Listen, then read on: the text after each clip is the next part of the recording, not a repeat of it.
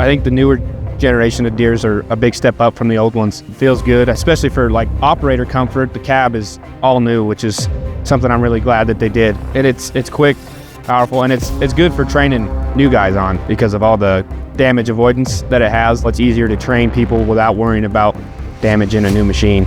It's got plenty of speed and power, especially this 210 for its size. It does well. I mean, you can move a lot of material. I cut several thousand feet of curb and gutter in a day with it and had no issues.